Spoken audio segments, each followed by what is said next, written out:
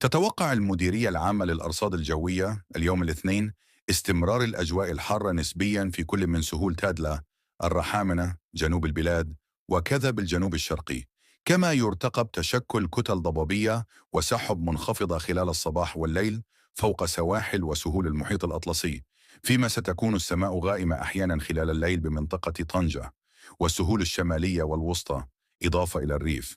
ومن المنتظر أيضا تسجيل هبات رياح قوية نوعا ما مصحوبة بتناثر غبار محلي في منطقة طنجة ومرتفعات الأطلس الكبير والصغير والأقاليم الصحراوية وتانسفت.